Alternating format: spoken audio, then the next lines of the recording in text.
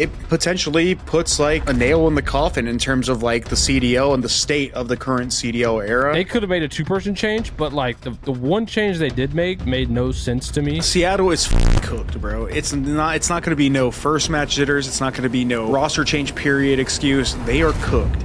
Hello guys and welcome back to Reverse Sweep presented by PrizePicks. Go to prizepicks.com/reverse sweep and use code reverse sweep for a first deposit match of up to $100. This week started fairly quietly, but we've had an absolutely crazy end to the week and finishing off with the CDL matches as per usual. I'm here to discuss everything with the dynamic duo of Pat and Chris, but first of all, let's get into the Scump and HecZ lawsuit versus Activision for allegedly holding a monopoly on COD esports. So it's quite a loaded one, but what's your guys' thoughts on it? For me, I guess I'm surprised that HecZ and Seth had the balls to do this. I think that's like the first thing that comes to mind, right? Especially now Activision is owned by Microsoft. Like this is, regardless of what happens, this is still a big ordeal. And again, regardless of the outcome, it's still going to kind of set precedent for I think esports going forward. One thing for me that's kind of interesting is what could come out of this, right? Like if let's say it progresses and it gets to later stages in like discovery, like what getting more of the inner details about what went on during franchising in the early days, some of these behind the scene conversations, stuff like that coming public, I think is kind of an interesting win for everybody. But sadly, I think this is a massive uphill battle for HecZ and Seth, and I think it'll get dismissed. I think best outcome here is there's kind of a hush money settlement, so to speak, right? But I doubt it. I mean, especially from Activision's response, it seems like they're gonna fight this and it'll likely get dismissed. Obviously not a lawyer, but it's crazy to see, right? Like no matter what, I think it's one of those things where it's crazy to see, but just being realistic, I don't think the outcome is going to be favorable for those two.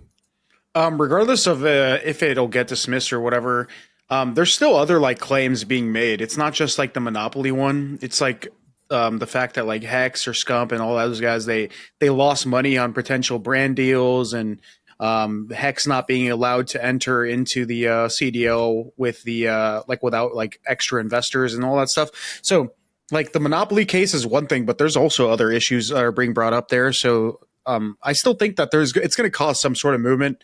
I personally think that it will result in some sort of settlement. But at the end of the day, what this like does for Call of Duty as an esport, in my opinion, is good. It's going to basically just expose what the CDL has been kind of like doing for the last couple of years. And on top of that, it potentially puts like, a nail in the coffin in terms of like the CDL and the state of the current CDL era. Because personally, I just want to go back to the olden days, and maybe we won't get to that point. But I'm really hoping that this at least changes the landscape, because the way it's been progressing for the last couple of years, obviously, well, it's not even progressing. I guess regressing for the last couple of years is detrimental to all the players now. But it's also it sucks to see as a former player in the Call of Duty esports space. Yeah, but it could also, I mean, you're talking about like the positives. I mean, it could also have negative tailwind effects, right? Like this, I mean, for Call of Duty esports to be successful, right? No matter what model is tied to it, Activision needs to support it, right? Like from the get-go, like they have to be supportive of this entire ecosystem. And I mean, this could be a situation where like, they kind of wash their hands with it, right? Like, I mean, we kind of have talked about this. We believe the CDL will dissolve the same way the Overwatch League did. But none of the Overwatch owners were suing the Activision with the Overwatch League. So it's one of those things where it's like it could put a bad taste in their mouth, and support could be lesser of what we're hoping for. So there's negatives. It's one of those things where it's like it's hard to speculate on because we have no idea how it'll play out, but there's a lot of different outcomes, I think, and it's just going to be interesting to see what happens. I think this goes back to the kind of overarching issue that we've sort of discussed over the last, it feels like every week almost that we're having like different discussions regarding the CDL and the way things are being ran, etc. Feels like there's still a big disconnect there, and obviously that's a big sign of that. Obviously, all the different issues that have been brought up, all the things that have been raised. I think that at the end of the day, ultimately, I just hope that whatever the outcome is, it's a positive win for COD Esports and not the one where Activision and the COD League just ceases to exist in a sense of COD Esports as a whole. I think that would obviously not be ideal for all of us. So hopefully that's not the case. But in happier news, I guess not really happier news. It's depending on the way you look at it. We've had a whole bunch of roster changes going into this major online stage and obviously the major itself. 6 teams, technically, I guess, if you include, TJ Halley getting kept as part of the Carolina squad. But for the most part, you've obviously seen that roster before. But 5 other changes. Vegas brought in Geo, Seattle brought in Breze, LAT, Nasty and Kremp. Eric Boom came off the bench, and then Boston brought in Asim. So quite a lot of changes. Probably the most we've seen, I think, from what I remember. I could be wrong, that after like stage 1 of the season where you've seen 5 teams quickly making those decisions there. What's your thoughts on overall on the changes? And do you think it's good that the teams are acting early instead of waiting, till after Major 2, Major 3, where things are pretty much out of their hands at that stage? Yeah, Finally. I'm definitely, I'm on the same page as you. Like, I'm just glad they're finally doing shit, because a lot of these teams, they wait too long to make changes. And then it's too late, and then they bring in people that just can't move the needle. But that's another topic. I'm sure, Pat, you're going to touch on this, so I'll let you have it in terms of like the changes that people are actually making. Yeah, I mean, some of these changes are absolutely cooked. The Vegas one, to me, I mean, I know they came out and got a win, but like, I'm still mind blown. Like, they could have made a 2-person change, but like the one change they did make made no sense to me. I didn't think Standy was that bad, and obviously, there people are claiming like out of game stuff, but like Purge has been their worst player since day 1 in almost every category. So the fact that he stayed on the team was super surprising. Seattle, exact same scenario. They dropped their best player in Ender. Kept their worst player. So it's just I don't know. It's getting confusing. I don't even think Brezi's like a bad pickup. Like, I think he's actually probably a solid pickup for this squad. But we've kind of talked about like what the ideal move should be for some of these orgs, and they're kind of just making like changes that are kind of like head scratchers. There's just got to be some stupid political shit going on internally in the team. Which is fair. It's fair play, right, to all the people that are keeping their spots because of it.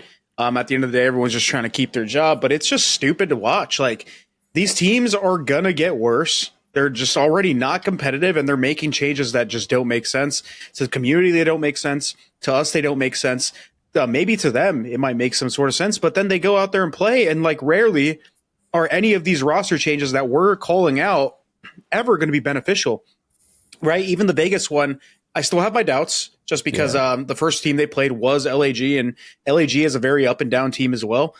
So it's really going to be one of those things, like, let's see how they do up against some of the other middle of the pack, more stable teams that actually made some upgrades, or let's see how they stack up against the better competition, because for all we know, this change could not move the needle, and maybe Purge goes back to playing poorly. But at least Purge played pretty good. I think Geo is fine. I think he played all right. I don't think we're ever going to get another explosive rookie coming in randomly in the season and just insanely changing the way a team plays, Pat, for a while. Because I know you're like, oh, I want to see a rookie come out, or like a new pickup come out and make a wave. But like, I just don't think we're in that era anymore. Bro. I just want to go positive. Like, we've basically every debut for a new player into the league, not counting Asim because he's been in the league a million times. Has came in and had a bad first series, and it's not always fair to just say one series, but it's like it's kind of to that point where like once you make roster changes, you're expecting honeymoon periods, you're expecting that rookie to come out with the fire, and then like if they come in their first series and get shit on, it's like, well, damn, like what's happening? I feel like it's harder though, like at the midway through this the not stage, but it's harder midway through the season. Like, granted, it was after Major 1, but I feel like you're going to get those performances from rookies or newer faces at the beginning of the season, because right before the first like couple of league matches, all these teams get a ton of practice. The game's fairly new, right? The environment's a little bit more fresh, or like way easier to get used to because everyone's starting on the same like page. But as the season develops, it gets harder for rookies to transition well into the pro league, because the gap between the pro league and the challengers as the season goes on gets wider and wider and wider, because the pro teams are not behind patches. The pro teams have better resources, better practice. It just gets harder and harder to transition from the lower leagues into the pro league. So I will personally, for now, at least give them excuses or like a passes in that sense. But I said this before. I think we're in a talent drought. I think there's definitely a lot of like good players in challengers. But when it comes to the pro league, I don't think we're going to have any more Simpson Abizis just randomly come out of nowhere and just be the best players in the world. I think there's going to be pieces in challengers that could replace weaker links on teams. But do I think that all of a sudden they're going to pick up, like, let's say Geo, or they're going to pick up Kremp, for example, and those guys are just going to come in and be the world's best? Probably not. I don't think we're ever going to see that ever again. So, yeah, I mean, that's kind of where I stand with these team changes. It's tough, though, for these challengers players coming in as well, because a lot of these teams that are making changes often are in that bottom 6 position. And like you guys are saying, a lot of these teams are replacing statistically their best player, maybe for a reason of like team cohesion, team chemistry, all these sort of things. I've been in those situations myself as a coach, having to make those decisions, maybe bringing someone out of the roster that wasn't really an issue in terms of individual performance, but maybe made everyone else around them worse. So I think it's one of those things. It's a hard decision to make, but it's at the same time, it's difficult for these guys coming in when they're coming from challengers, getting smacked into a bottom 6 team, and then they're expected to perform at a high level. But I think there's a lot of factors that come into play as well. You know, I don't think we're going to see Simpabizis anymore, because those guys were competing at an early age, under 18 in competitions. Now, you don't really see that anymore. Like, who are the under 18 guys coming through? I mean, there is a couple of faces, but like, yeah, even then, those guys are still not nearly as experienced as Simp and Abizi were. But like Derek to go encourage, like the whole FaZe Black Academy team, a lot of those under 18ers, you know, they're pretty good. They're talented, but again, like, I think the scene and like the pro league and the challenger scene is just so much more mature now that, like, yeah, those under 18ers, they have a ton of talent. And I'm sure that whenever they actually turn 18, they're going to start competing in that challenger, what is it called? That challenger, I'm drawing a blank here, but that challenger atmosphere, Jesus. Yeah. And they're going to end up getting a wake-up call, because regardless of how talented those guys are, like, the games just require so much more teamwork, and you see it all up and down of, you know, pretty much every aspect of Call of Duty, from simple shit like rank play to the challenger stuff to even the pro league. The difference is so much more massive. So as the problem is, though, like, you don't have the same amount of under 18 people playing multiplayer COD anymore. Yeah. Like, dude, back in the day, like, there were so many, and under 18 kids could compete and stuff at events with like the parental consent forms and stuff like that. And it's like, you know, nowadays it's different, and there's so many different games that support under 18. Like, if you're 15, 16, and like, let's just say you're good at shooters, like, why play COD, right? Go play like, Fortnite. Fortnite. Is it you can play Warzone. There's under 18 kids in Warzone, isn't there? I have no idea, but like, you can play pretty much any other esport. I think, Yeah. I want to say COD is one of the only esports that like hard gatekeeps at 18 plus, like, for all their facets of esports that are actually supported by their developer. I think, I could be wrong, but at least in the shooter market, I could be wrong, but I'm pretty sure they are. And even then, even if they're not, like, there's games out there that don't have any sort of like gatekeeping in that sense, right? Like Fortnite, for example. Like, all these kids, all these gaming like kids that grew up on like video games and multiplayer games, they grew up on COD back in the day. That was like the best shit. That was like the most popular. Now it's Fortnite. So like, all those kids, all those new gen players, a lot of them are going to go play that game. I mean, think about when Fortnite blew up. It was like 2017, 2018. Like, that's 6-7 years ago. So that would have been like a 10-year-old being 16, 17 right now. Like, that's what they would have started out on. So yeah, I mean, it's just a different era. And I think, you know, COD multiplayer specifically, I just don't think we're going to get those under 18 kind of generational talent players in Call of Duty anymore. I just don't think it's going to happen. I think again they're playing something else. Yeah. Yeah, 100%. And talking more on challengers, there was, I don't know if you guys have saw this, but there was quite a controversial incident that happened last night in EU challengers specifically. There was a player named Nvidia, and he's kind of been competing for a number of years now with like this sort of Spanish players. He's a team with like all the kind of top Spanish players who are in the league now and stuff like that. But I won't repeat what he said, but there was a very racist tweet that went out there and then followed up with multiple racist tweets. But essentially, he qualified for the EU Challengers Elite, and I think all of his team were out celebrating while he was doing this. But essentially, tweeted out a bunch of things. His team this morning ended up getting DQ'd from the competition completely, so his entire team kind of got sabotaged by him and his actions. Ultimately, obviously, it's not acceptable what he said, and I think that that they made the right decision to disqualify them. But I wish that his team had sort of came out there when all those tweets were going down. We're like, hey, we don't stand by this. We want to play without him and continue on. And I think Faceit, who are running challengers now, might have looked at it at that point and been like, okay, we'll remove him from the roster and then, bring in another player. But I think they just kind of let it simmer for a bit.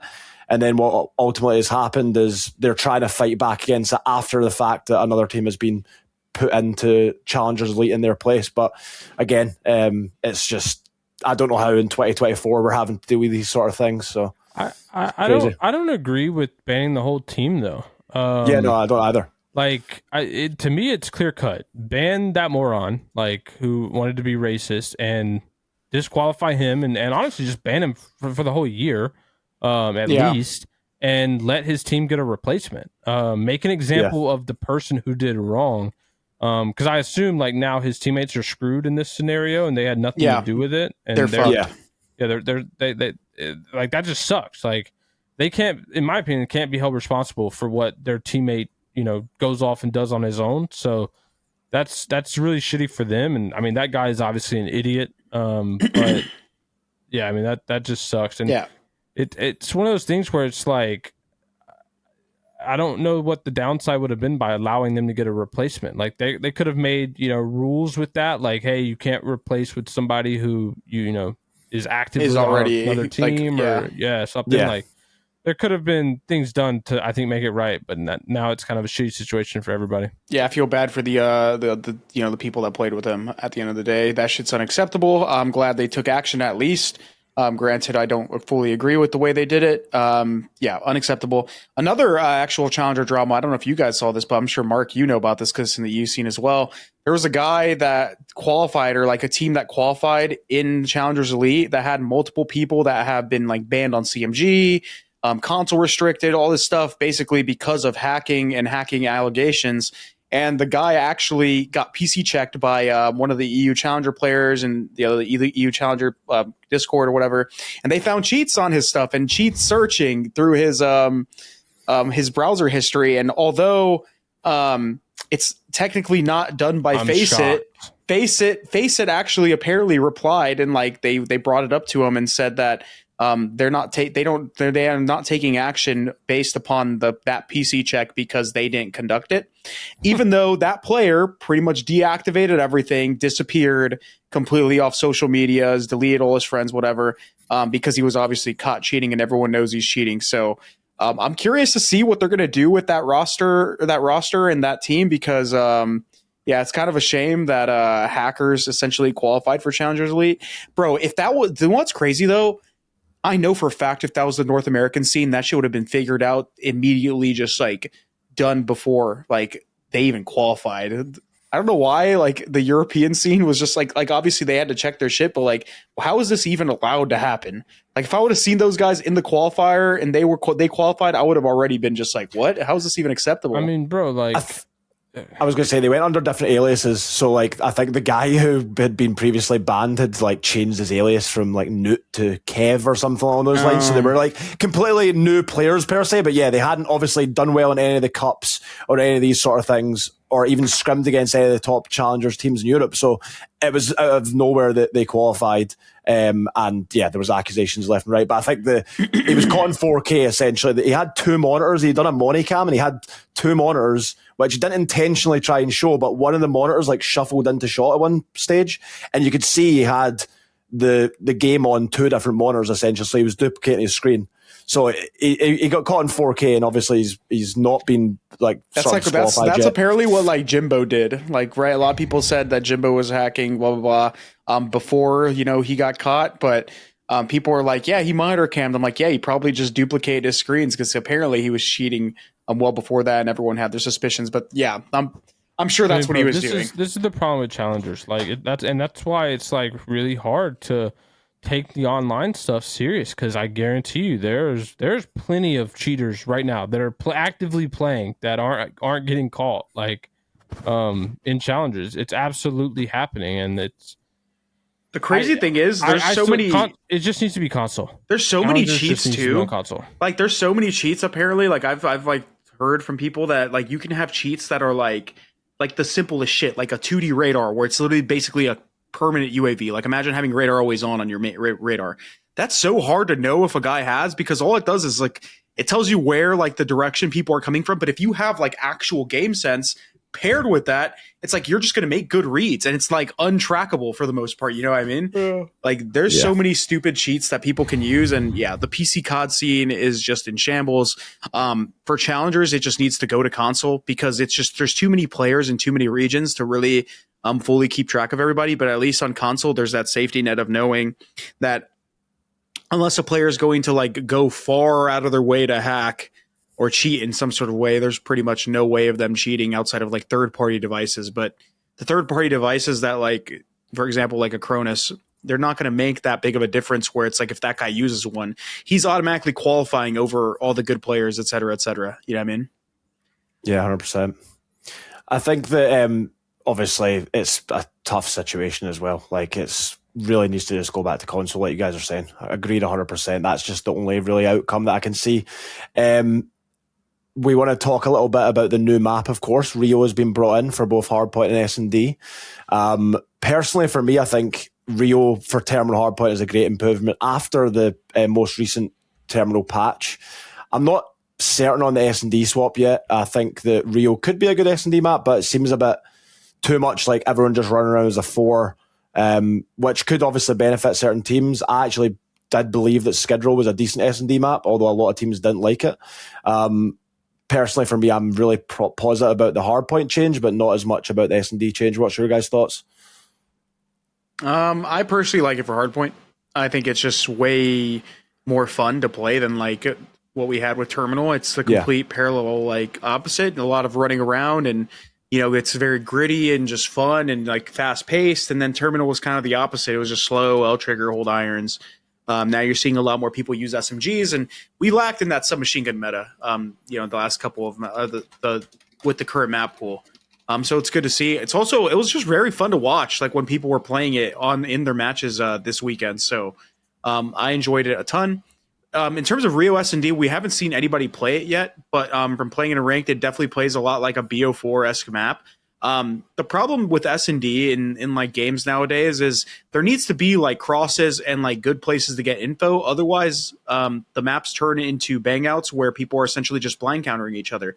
And yeah, maybe having like 1 or 2 maps in a map pool that play that way are not entirely terrible, right? Because it just creates some sort of variety. But crosses on certain lanes just allows you to kind of like actually, play off of information gathered and not just have these like tight, narrow corridors where people are just flooding, because that's kind of like what Rio plays like right now. And so, Skid Row had that same problem. So we're almost replacing a map that had certain issues with another map that has the exact same issues. So, yeah, I think for me, just to summarize, like I think Rio is a good change, and especially when we're talking about, as we go into the season and get more maps, I think we just need to be proactive on getting more of these DLC maps into the game, because we've talked about it. These 2009 maps were not built for hardpoint. They're not going to play as well as these modern maps that are built with this objective in mind. And so I just hope we continue to add more maps to the pool and get to that point where we can get rid of some of these maps that we just all agree are in the bottom tier. Yeah. Guys, I got some really bad news. We're going to jump over to our prize picks. We didn't do well this last Friday. I went with what we talked about last episode. Hydra did not give us the series we were expecting. That was the first thing that stood out for me. And then the others were like, I mean, Lucky went more by half a kill, and I can't really predict that. And again, I don't know what it is with the Ravens, but they're playing these teams close, way too close, I think, for the talent disparity between these two teams. So, how are they so accurate, man? These projections are crazy. Like, they are so close every time. Miss by a hair, man. It's unlucky. I mean, I guess the good side, the good part of this is Prize Picks. It's really simple to play. We can place these picks and submit the entries in less than 60 seconds. Just unfortunately, we're not winning our picks. But as always, this one was a loss. What we got next weekend?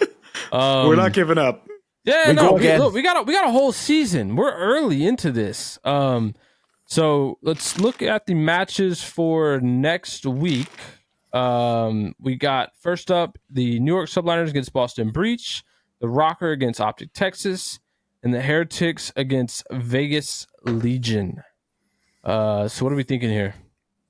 This is kind of diabolical because I feel like a couple of these matches actually can be very, very tight.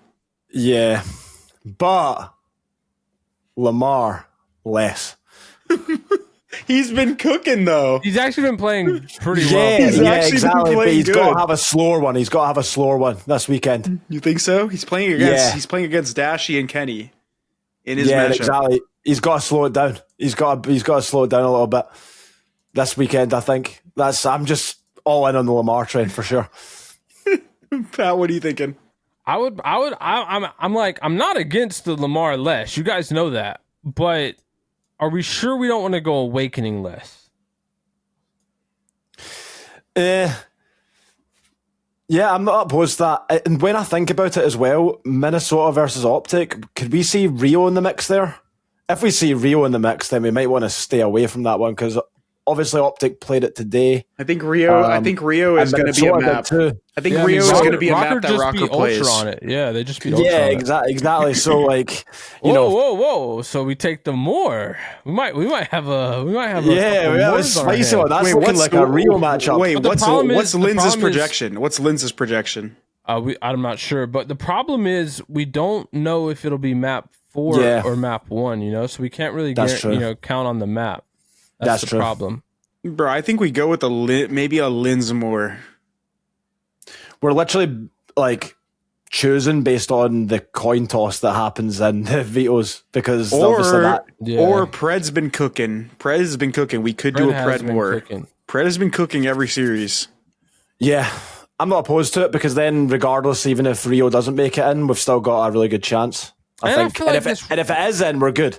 Yeah, we are good. I feel like this Rocker team too is like a team that Pred would fry against. You know what I mean? Like, yeah, kind of like his bread and butter. So Pred more, okay. I'm down for that.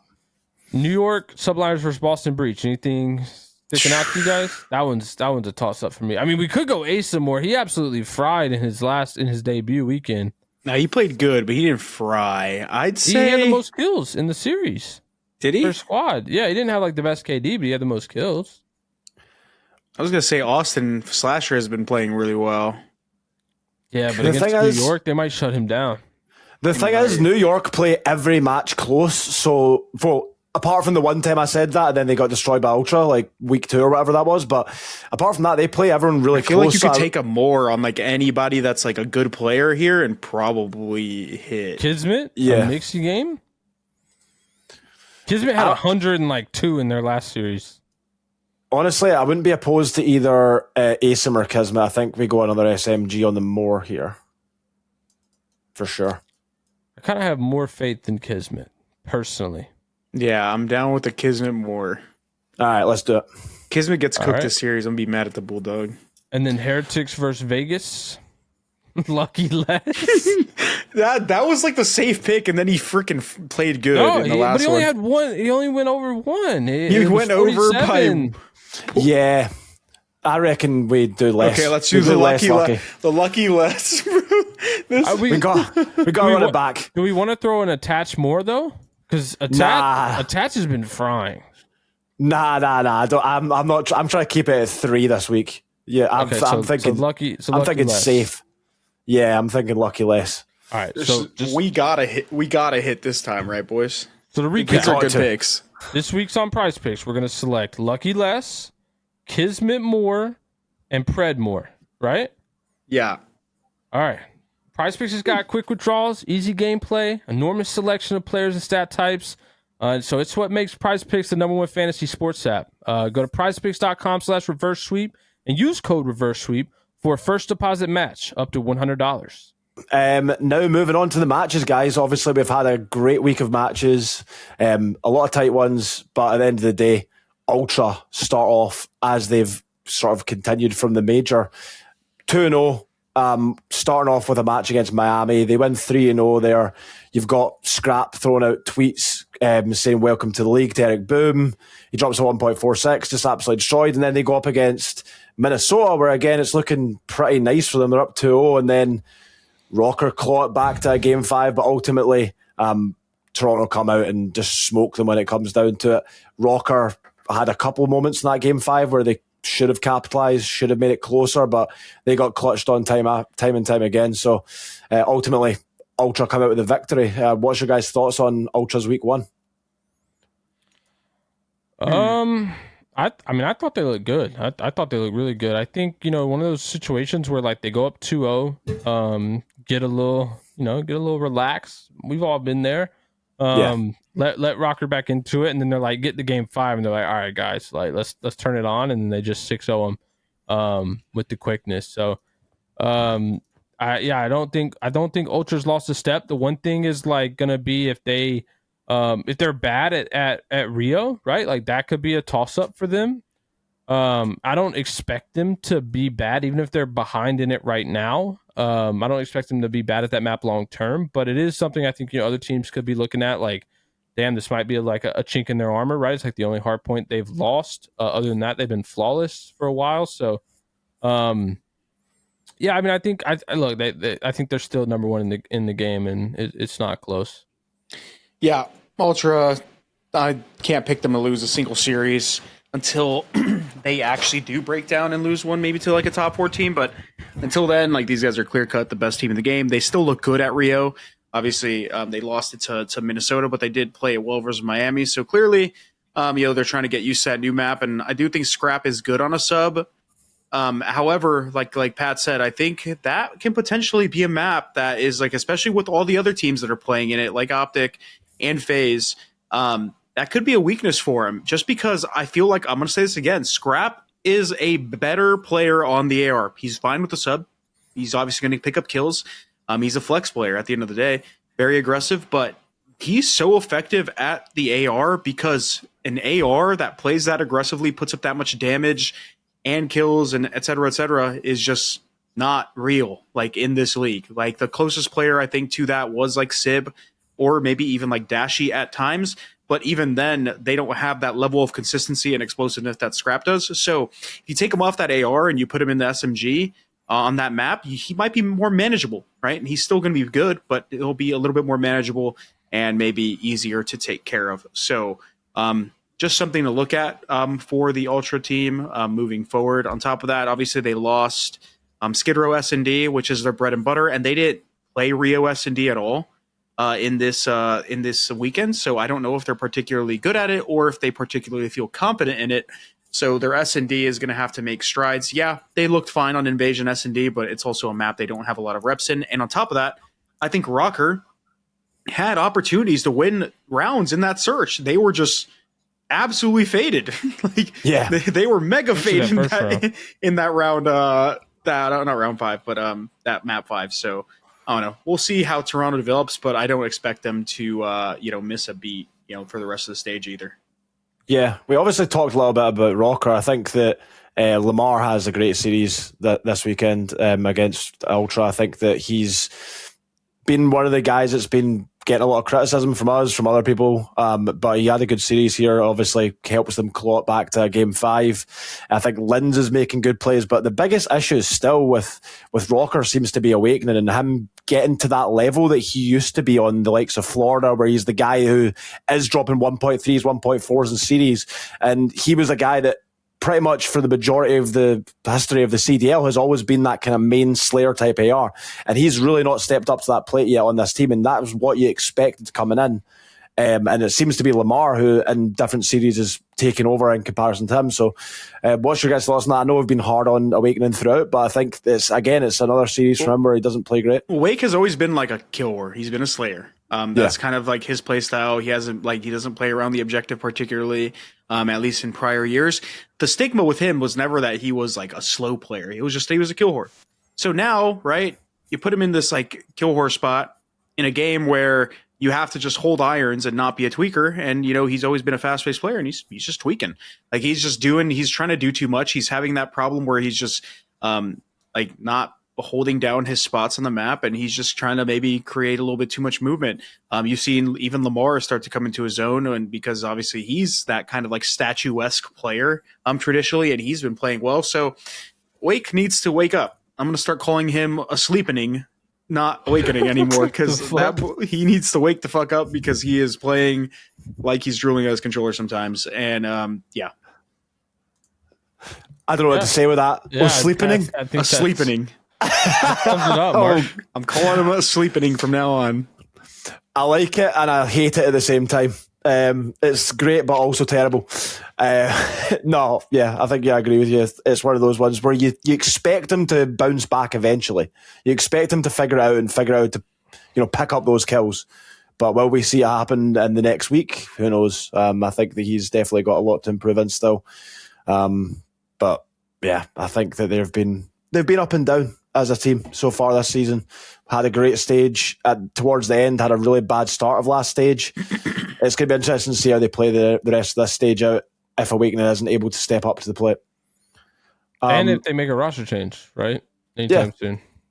Yeah, they might make a roster change. That's obviously another conversation, but I think that they might be one of the guys, if they continue to have that struggle in that position where they probably signed him to be that main Slayer, if that continues to be a problem, regardless of them obviously pushing and getting a great placement at Major 1 in comparison to what we thought, I still think of it as a reoccurring issue, but they're still doing decent. It might be one of those ones where they're like, okay, let's now make an improvement in that area, and then we can continue to maybe get into those top 3 conversations if they're able to do that. But yeah, moving into OpTic, I think that's the next team we want to talk about here.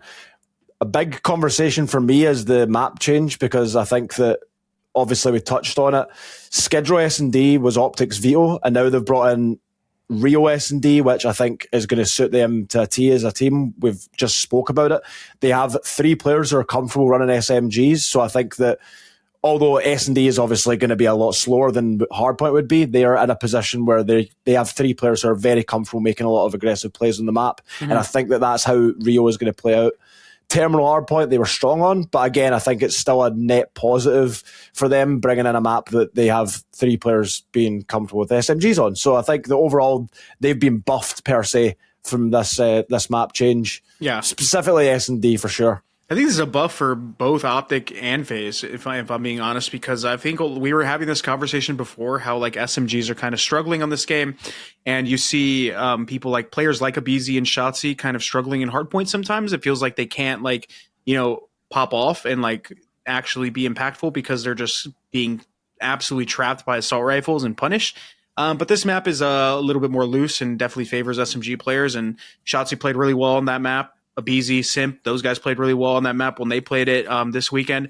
So it's definitely a buff to some of these SMG heavy teams that like kind of built their teams around actually having, an actual flex player and actually having 2 SMG players like OpTic and FaZe. So I expect to fully see this as a buff for their team. The one team that I'm surprised because they didn't play it, and I think they even vetoed it, was New York, because I feel like Hydra and Kismet would really thrive on a submachine gun heavy map. And What then about on Sib, top of though? that, I think Sib can use a sub. Or Skies can, because Skies does the same thing. Skies will pull out sub sometimes if he wants to. But I don't know how it fits their team. So I'm really hoping they don't continue to veto it. I'm kind of curious to see how they play on it, but obviously they probably practice it and they know better than us. But yeah, so but I still think it definitely made OpTic and it made FaZe a better team for now with the new map. Yeah, it could be one of those ones on the New York point. I think that they could maybe be, keeping it under wraps. The matchups they had specifically this weekend, they felt like if they played the other maps, it would be more to their advantage. You never know. We obviously have little data on Rio at the minute. We don't really know who's strong and who's weak on it at the minute, but I'm sure as the stage progresses, we're going to start to see those sort of gaps there, and it's going to be interesting to see. Moving on to we just spoke about NY, but Seattle this weekend, they played against New York. They've just made a roster change, bringing in Breze for Illy. All 4 players are struggling to break 40 kills, bar Abuser. They got shit. They got absolutely destroyed by New York, who didn't look great versus Carolina. So that's the biggest concern for me is, if you're the Seattle team, you're watching them play against Carolina, you're thinking, we're a new team here, we can win this. You come in and you get absolutely destroyed. It's a quick series. It's a bit of a concern. Obviously, it's at the same time, it's a new squad. They maybe take time to gel. Not all teams always have honeymoon periods. And maybe they're doing well in scrims, but I think that, coming in and just getting 3-0 smoke like that in your first showing is not ideal for Breze and the rest of the Seattle guys. Seattle is fucking cooked, bro. It's not going to be no first match jitters. It's not going to be no roster change period excuse. They are cooked. If they turn it around, fair play, but I am not optimistic. I think this team is fucked. I think they made a terrible change with Illy, although, right, whatever the issue was with Illy, whether it was the league influenced that change, or obviously for obvious reasons, or maybe they just didn't want to play with him, they are cooked. Arcades has been far and away their worst player. Not just their worst player. He was the worst player on LAG a year ago. Yeah, exactly. He's been far and away their worst player, and they didn't make a change for him. They need kills. They're like Ravens, right? We have this talk with no, hold on. We have this talk with all these bottom tier teams. It's like Ravens, LAG, Vegas, Seattle. They all have the same issue. Motherfuckers just get out talented. They can't get a kill, but some of them at least they have a clue what's going on the map. At least they can rotate. At least they can hold a setup or two. This team can't do anything. I don't know what they're good at with this, especially with this new roster. At least before, Illy had some takeover moments and their S&D was good. But now, what do they do? What are they good at? They have no, it's one match, but listen, I'm not optimistic, and I don't feel like this team is going to progress in any sort of way with this current team. Unless Breezy just all of a sudden becomes the greatest player of all time. Breze, I call him Breezy. Breze all of a sudden becomes the greatest player of all time on the roster. And again, he got pooped on. So I'm not optimistic at all. Yeah, I think it's always weird when a team has that real strength in S&D. Obviously, they were completely terrible in Respawn, but at the end of the day, they had a real strength that they could build from. And I think that's an overlooked thing because a lot of rosters are just built for pure Respawn dominance in the CDL for the most part. They have strength in S&D, maybe make 1 or 2 changes there, tweak things, still try and maintain that S&D dominance, but improve the Respawn however you do that. Maybe make 1 roster change. But I don't think Illy was the right play because he was clearly that guy for them in Search and Destroy and has been known to be a great S&D player throughout the history of the CDL, and as well as in-game communication when it comes to that game mode. So for me, it's a strange one. There might, obviously, from the looks of it, behind the scenes and the lack of announcement, etc., there's probably more to it. But at the same time, they need to make the decision that's best for them as a franchise and as a team. And I think that this one just doesn't seem right to me. But exactly, I guess we'll see how they progress. Carolina, again, were a team that's been struggling to close out series. They've been in 2 series this weekend where against New York and Boston, where it was almost like the same thing. They go up 2-0 against New York, then they get reverse swept, then they're in so many winnable positions against Boston, failed to capitalize. It seems like they just, they're that team who similar to a lot of these teams that we're talking about, are just not able to close out, whether that's the talent, whether that's the in-game communication. I'm not entirely sure what's going wrong with Carolina, but it seems to me that they're the team that's choked the most this season out of anyone. But they obviously come off like a decent result at the major, so I'm not sure where to put them in a minute. But I don't know why, but they just suck online too. Like they're not anything special on LAN, but like they are just straight up better on LAN. Fellow is a big catalyst of that, right? Like I think when he replayed Scott RX, he was the worst player online statistically. He goes to LAN, he played pretty solid on LAN. He comes back online, he's back in like the bottom, basically the worst statistical player in the league. So that's a huge catalyst. But yeah, I think this kind of circles back to what Chris said before. Like they get out talented. Like they even if they know how to play, they cannot get kills, and they choke too. Like I don't know. To me, I think this squad's going to need another change. I don't know who it'd be for, but I don't think their current roster anything special is going to happen. I want to say maybe it's because like they don't have a facility, so like server wise they're kind of screwed and they're getting screwed over. But I think Vegas also doesn't have a facility, and they're kind of in the same type of spread. So yeah, I mean, some teams actually took initiative. I know, like, for example, like LAG, yeah, like 3 of them live in Texas now. Like a couple of them moved. Yeah, but they're not in a facility. They just they're live not. In the same but they have Texas with fiber. Boat. They have Texas with fiber. I'm more so talking about like split wise. I want to almost like try and make that excuse for them, but I can't because I know there's other teams that actually have a similar split. For example, Vegas, and they're doing all right online. So I don't know what it is, but fellow online, he's fucking terrible.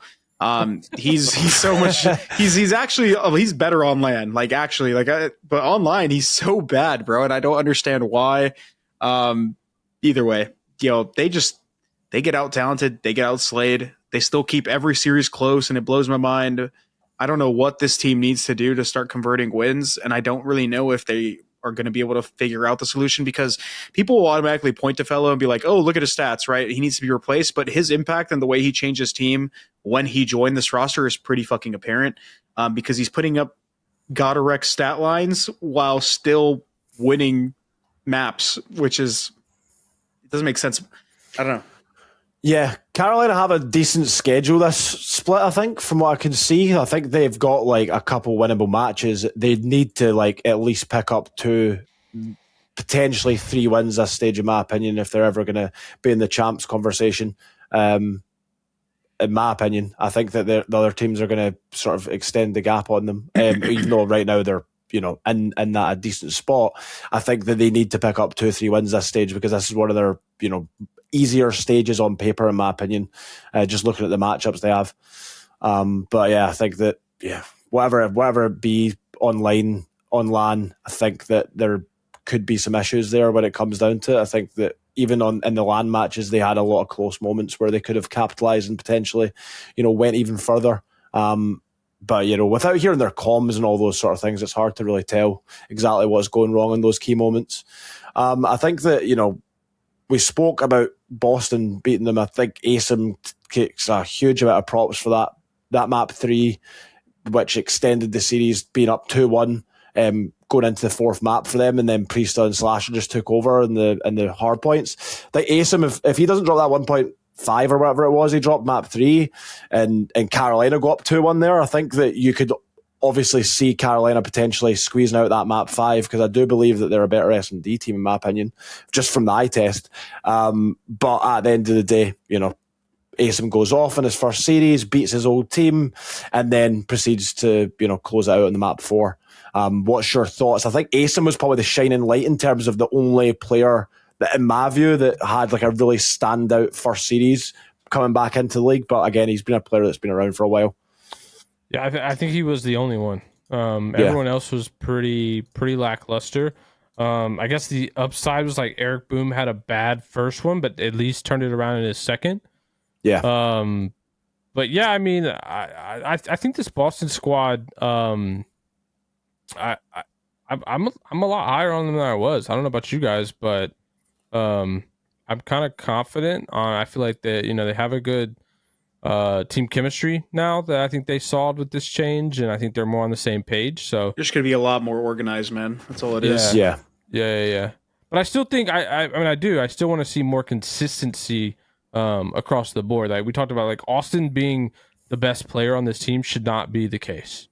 It just shouldn't. Like I don't know. We're in the air. We're in the game where Iron Boots, fucking L Trigger people are literally frying. But the problem with that though is like you can't. We're also in the era where you can't have your superstars be inconsistent, Chris. Like that's gonna lead, especially your fast play sub players. Like being that inconsistent is just not gonna produce results. I think that's why a big reason why Ultras came out and been so dominant is like them top to bottom are just all four really consistent players. Yeah, I mean it's hard though. Like it's hard to get to that point. Like everyone ideally would like to play as good as the ultras and the phases and the optics, but like just attaining that sort of consistency is just so hard.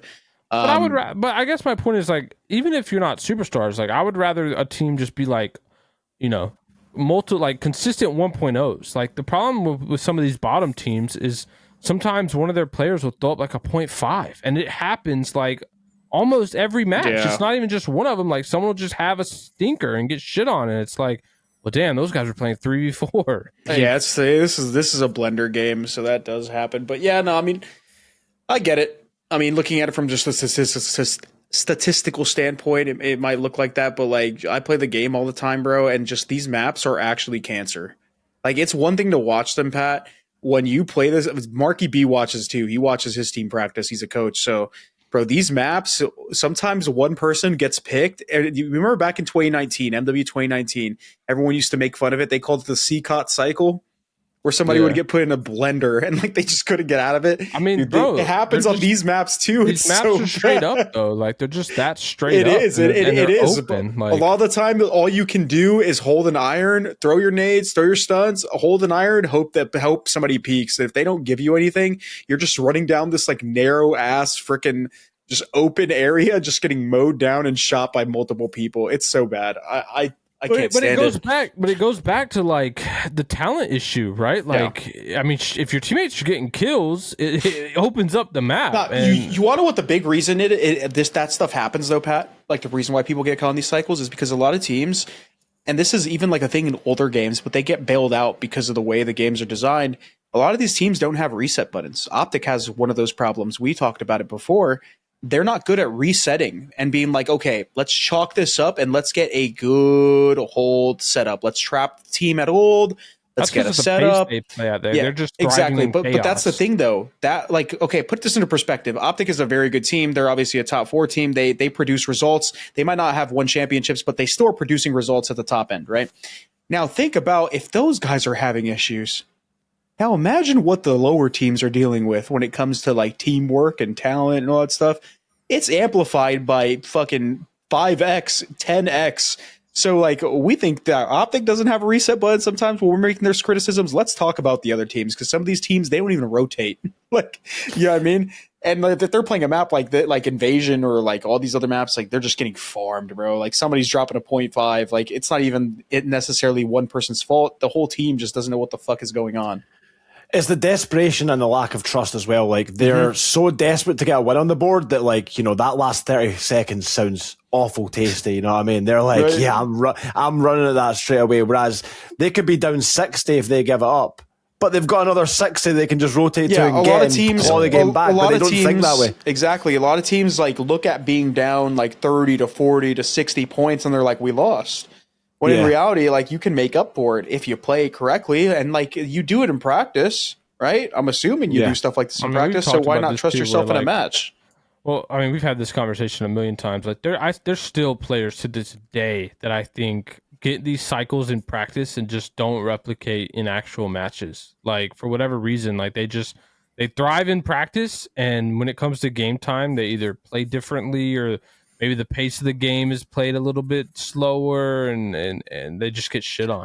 It's the comms thing, in my opinion. Like the difference I see from, when you're hearing these listen-ins, like even looking at LAT's listen-in today, it just sounds like ramble. Whereas I guarantee you, in practice, it does not sound that bad. Because there was moments there where you could tell, like, just going forward into LAT a little bit, you could tell in their comms at moments where they were trying to get like 3-2-1s going, they were trying to coordinate stuff, but it just sounded like pure chaos. Yeah. So I think that's the case for a lot of these teams. They're in situations where they're upping their energy, they're bringing, that passion to a match, but they're not able to replicate the same I've play. never understood why people don't look at Toronto Ultra and their communication and the way they talk to each other in a game and try to replicate it. Yes, FaZe was arguably more successful for multiple years, right, than Toronto Ultra, but Toronto Ultra has always been there, and they've always been able to do less with more. And I say less with more because some of the players on their team prior to their newer eras were not looked at as the same caliber as players like FaZe and sometimes on OpTic. As the years went by, people started to kind of realize how good those players were, and the mindset changed. But like, dude, that franchise, those players, that team, they do so many things right.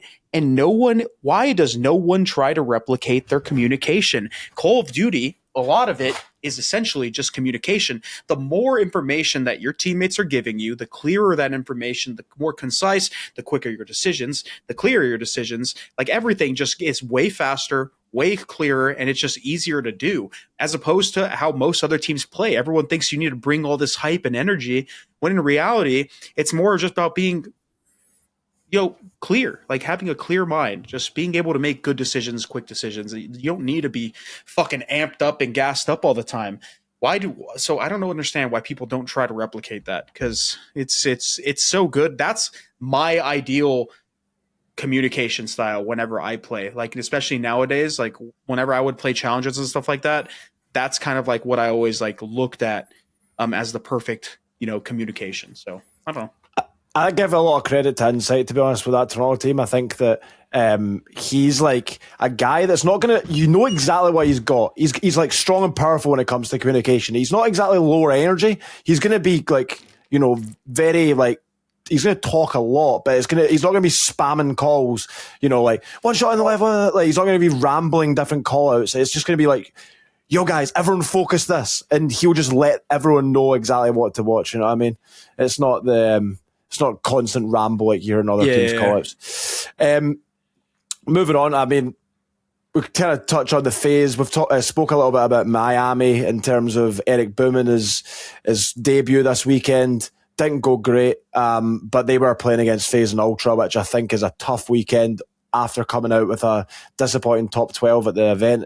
Coming in your first weekend, playing against FaZe and Ultra, the finalists from the previous one, is a tough start for Eric Boomin, so I do feel bad for him. What's your guys' thoughts there with that Miami weekend? Miami is just not that great. I don't think even with Eric Boom, they'll probably reach that sort of not plateau, but that benchmark that they had prior to Major 1. I think they'll be a pretty dark horse team throughout the whole time, but like, I think people are just going to start to pull away from them, even with Eric Boom on their team. I don't know about you, Pat. He's being nice, Mark. He's being nice. What he's really trying to say is get off the train, sell all your Vamos bucks.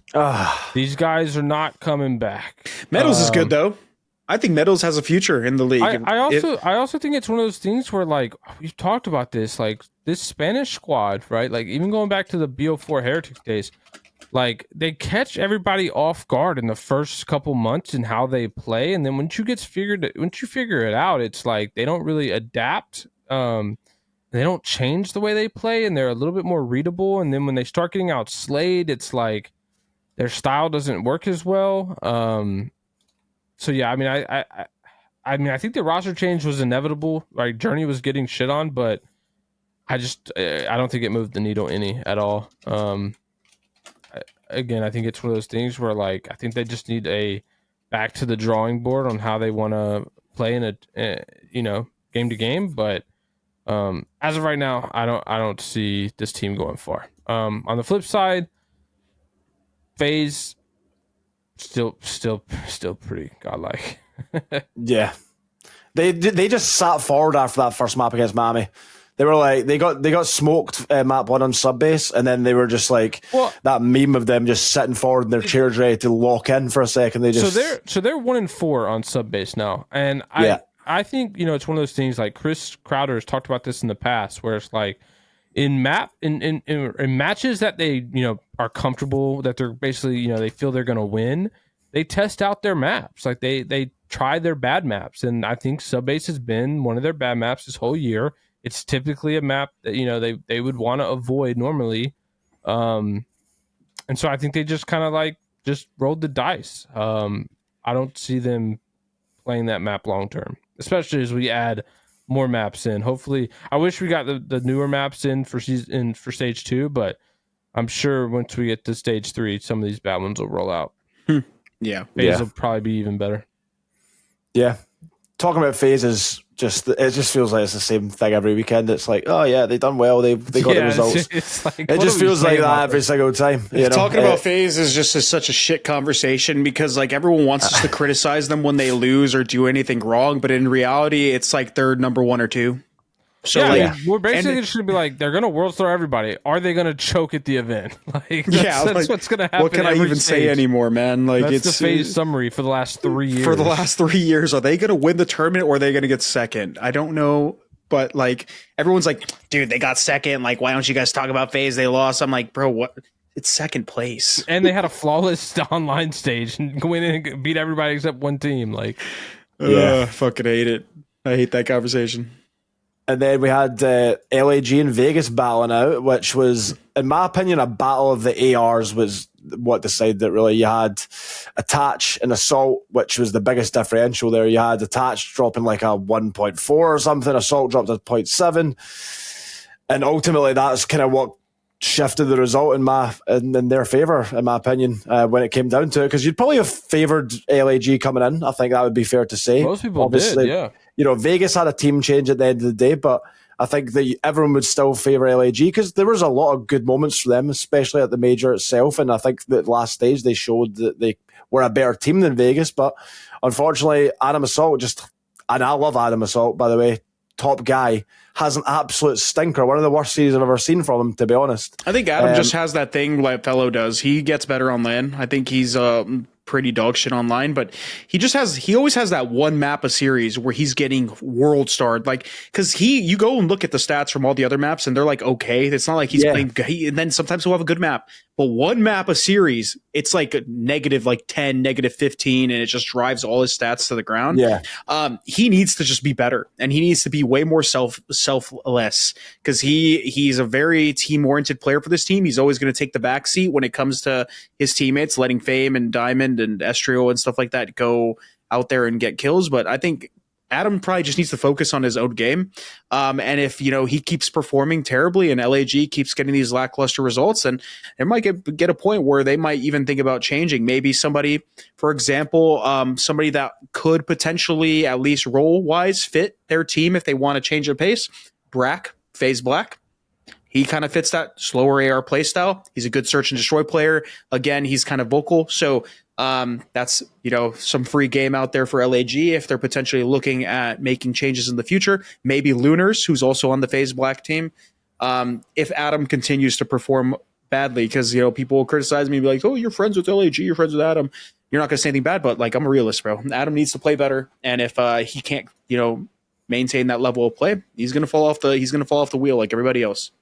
I also think it's one of those things where it's harder. I think this is going to, I think, vary player to player, but like getting in the later stages of your career, like the online matches, like we're talking about him sucking online, being better on LAN. Like, I think it's one of those things where it's like, it's almost harder to try at like a peak performance in some of these online league matches that don't mean much. Right. And then you get the LAN. That's obviously where it matters the most. I'm just wondering if that's something that's affecting him as just a player, right? Like, because it's happened to a lot of players, especially in this like the league match format that we're talking about. I can't wait for the day and age where potentially we go back to more open styles of like tournaments and qualification based and more. I just want no league matches. I don't care no what league the format matches. is, as long as there's no league matches. That'd be so awesome because I know for a fact a lot of people will try to play again. I mean, I love traveling, so just get more and more events, please. Just get me on. I don't mind traveling all over the world. That's what I did for years. So let's just get back to it. Let's get back to more events, more matches on LAN. Get me flying transatlantic. I would absolutely love that. I think that one more match and one more team that we've not spoke about yet, we've been holding off on them, is LAT, because they made 2 roster changes. Every other team made 1, but they need more. they'll, yeah. And obviously, I previously coached Nasty, so some bias there from me. But I think at the end of the day, not a great series from them. Their comms sounded horrible. I think that was the biggest takeaway for me, to be honest. Is just early doors, they just didn't seem like they had any team cohesion there in their communication, apart from a couple of good 3-2-1s in there. But bro, I'm gonna keep it. I'm gonna keep it 100 million right now. All right, people need to get off the UK hype train with the players, and I'm telling you why right now. And I'm not trying to be a dick, but the only European players outside of like Jamie and Insight that have came in from Europe that have been good solo are the French players that get put on random like teams here and there, like Hydra and even Linz now, right? When it comes to like these UK teams, it needs to be all in on the UK players or not at all when it comes to the team. It can't be like you pick like Afro and Nasty, or you pick like just like one of them and you put them on a roster with all NAs. I don't know why. They don't fucking work most of the time. Bance maybe was like the only other exception, but even just Bance as an individual played kind of poorly sometimes. But they need to get rid of this shit. They need to get Nasty and Afro out, unfortunately, and they need to just completely build around Ghosty. And I'll still keep Crep on the roster because if you're building from the Challengers players, he was one of the best. But they needed to build around Ghosty from the get-go. And on top of that, Nasty, he played good on MW2, and he was a good player in Challengers, but he wasn't even your best player, Mark. It was fucking Beans. And Beans is fucking gross, by the way. Yeah, He's a Mark, good player. This is an EU hater. I just said Beans is good. Wait, hold. I just said Beans is good. I'm not going to comment on who's better and all that sort of stuff, but you are faded with that take about UK players for sure. I don't care. I don't care. No, right. Listen. I whatever point you may make on individuals all in Europe and whatnot, I think that you need to look at it by a case-by-case basis. I think there has been players that have had success. I don't think it's anything to do with nationality per se. I don't know what it is, but it's all, bro. The only people that I've seen that have had insane success playing with NA players, well, actually, if you want to go way back, then go ahead. Is Hydra's the only example? Hydra and Linz right now are the only ones. And Linz right now. We're 1 month into the game. Wait, Linz is good, and he got top 4 Yeah. What about Kleenex? No, I said UK. Minnesota have just got last season. They played top 3 multiple events. He's Danish. Wait, hold on a second, Chris. Minnesota placed top 3 multiple events last year. They placed top 3. They placed top 3 at 1. Was it not 2? No, I'm pretty sure it was just 1. Regardless, you're using Linz as an example when this is still early doors. Hydra, yes, unbelievable player. Like probably, but either way. But I'm also saying like they're good on their teams. Like, nationality. I don't listen, bro. I don't know I don't know what it is, but they're all from the UK. Like, bro, they need a either way. I don't care if you agree with that take. They need to get rid of Afro because Afro is just inconsistent. He's not good. They need to get rid of Nasty unless Ghosty just wants him on the team. They need to let Ghosty just full rebuild around the team because these guys are terrible. And it doesn't matter. I don't know why. I don't know what they're doing over there. Just get him out. Yeah, I do agree that Afro hasn't been playing good whatsoever. I can agree with that for sure. I think that's a fair take. But I don't think it's anything to do with nationality per se. I think that Nasty needs more time and an opportunity to showcase his abilities, to be honest. I think that's I think that's also a fair take, but I don't think like there's going to be room for him on this team. He also had that on the Ravens squad, right? For like a whole year. Yeah, I mean, they were a dog shit team. I mean, that's the same argument that could be made on multiple challengers. He's in the same position on Thieves. Like, it's still a dog shit team. Like, I don't know if time is going to let him showcase his talent. And this goes for almost every good player on a bad team. Like, if you have a bad team, you're just kind of fucked. Also, on the UK front, just like thinking about all the players on the teams, like your team is obviously at the top. Like Wee Man's team is obviously at the top. When it comes to the players that are in that circle that have been in the league, like what players have actually been really good, like outside of like Bance. Like Bance, obviously he's been historical, so I'm not even going to count him. But like the newer players, like what players HecZ? on those teams? Cammy Okay, but he was on that Toronto team, which was like an all-European team as well. But I'm talking about like when it comes to jumbling these players, like bro, I don't know what it is. But only like the French players are on, like, can be on NA teams, like with NA players, and like go off, bro. I swear to God, bro. Like if you're gonna make a team with European players on it, you gotta do full European teams, bro. Like it's gotta be a full European roster, because I don't know what it is. You put the Europeans with like NAs, and like most of the time they're not having success. What about Jerd? It's not happened that often though. That's like the old days, though. I'm talking about recent times, bro. What? Jerd is like BO4. Are BO4 the old days now? How fucking old am I? Yeah, pre-franchising. Hold on a second. BO4 was not the old days. My take might be a little faded, but I'm going to stand by it because fuck it. Yeah. I guess BO4 is a long time ago. I'm gonna stand on my business just because even if it's a little faded, bro. I just don't know what it is. But like the European players need to team with Europeans, bro, because it's so rare that the Europeans are on NA rosters and like they're doing good. All right, this is one of those combos where you can't even debate it. We just have to come back next week, and then we'll just keep, we'll get an update. Because like next week, he could fry. Afro and Nasty could have like 1.3s and win them the series. Who are they playing next week?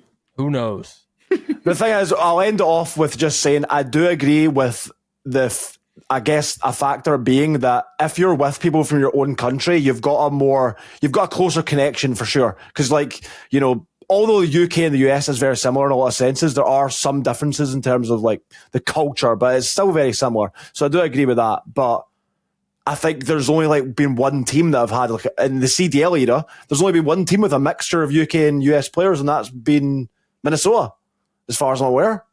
Like a half and half, yeah. Yeah, they had one good result, and then they were. So we're using one team. Wait, the best team in the game has a 50-50 mix, though. Yeah, exactly. The fucking Toronto Ultra. Yeah, but those guys are just anomalies, bro. What? I said this. It's rare. I said this is rare. I said this that it's rare. Moving goalposts. It's rare. Yeah. I said it's rare. Nah, it's all good, Chris. It's all good. I understand what you're saying. I agree with some aspects of it. Anyway, moving on to some questions. Not really a question, more of a statement here, actually. So it's from Nicholas Pacheco. Hopefully I've pronounced that correctly. He says, if OpTic replace DASHY with Clayster, they upgrade. Shotzi needs that player to lock him up a bit. Y'all act like Clayster and Crim6 wasn't the reason Empire was so successful. DASHY does nothing but shoot straight. DASHY has won nothing and will probably have the most disappointing career. LMAO. What's your thoughts on that statement, guys?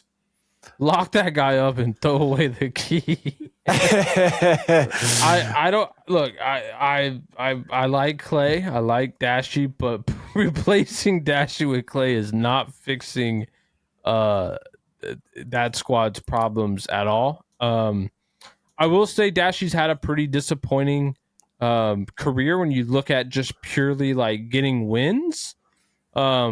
But for this particular OpTic squad, I don't think putting Clay on it is going to get them success.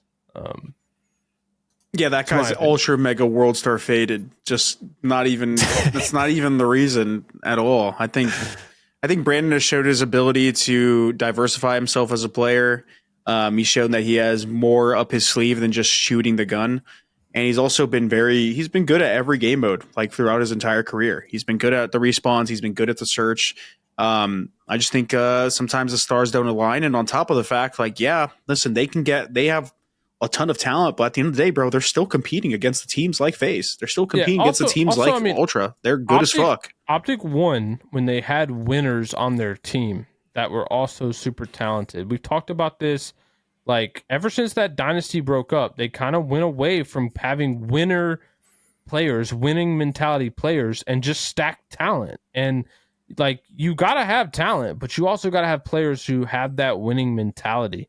And I think that's something they've lacked. Like, they've had all the talent in the world for years now and only produced, 2 championships post-dynasty era. So it's like, I think that's a big factor that people don't consider. And, obviously I think his example is Clay. That's a little extreme, but I think it just goes to the point where it's like, as a roster as a whole, not one player in particular, They have the talent. They just don't have that many winners. And I think this was like at least the one time where they got Kenny, who was a little bit more in that type of mindset. But Bro, again, I also will say that, like, listen, as much as OpTic had talent, they had players that were either just overrated to a point or like falling off in terms of the careers. For example, like Illy and Hook, right? Illy and Hook were on the OpTic team for a bit. And I mean, that was just a transition from the Empire. Like, but that's what I'm saying. Like, they had like that on their roster. I think like I think Formal after Jetpacks regressed. I still think he was a good player, but he regressed as a player. I think Scump was always good. But like they had players that were like even Crim for a while. Like there's players at the tail ends of their careers, and there's players that they even had on their team. Yeah, although like they're playing good now for some of their teams. Like TJ Halley was on their team for quite a bit. And he's obviously gone like technically getting worse. He's like getting like less and less opportunities. So clearly like some of the players they have on their team, although they had access to some of these players. TJ Halley 5 years ago. That I know, was but TJ's prime. But they also had Alec and Gunless and Prestini in their prime. But nah, Alec, Gunless, and Prestini, those guys were better at Jetpack games. They had Envoy in his prime. Those guys were better at Jetpack games. They had DASHY in his prime. They had insane rosters. But like in hindsight though, like you look at those teams, like in terms of like where those players are at now, and like those players were just always regressing from that point in time, bro. At the time, like those guys were looked at as really good players, but like in my eyes and just the way that I looked at it, I'm like, bro, they were good, but like they weren't that good. They were regressing, and they were players. Some of these players were better at Jetpack games. I will stand by this fucking statement. I mean, that's all day. Obvious. But I don't think that has anything to do with what we're talking about. But that's what I'm saying. So like people are like, so you want to compare like OpTic success and DASHY's success as a player? Jetpack game though. Alec. Okay. Well, not okay. That's not a Jetpack game, but that was like a faux boots on the ground game, bro. Like I don't know how to explain it, but it was a faux boots on the ground game. That was like nothing like we've ever played. That's all it was. Exactly. But it was the sliding and like the 200 million held low TGK. Either way. My point being is, yes, you can criticize DASHY all you want, but like in reality, like at the time, you might think some of the teams that he had were really good. But when you compare it to like the teams that he was up against, like for example, the Uniteds, the later stages of FaZe, like those players, their longevity and like their career successes are just so much stronger of a case than a players like DASHY's.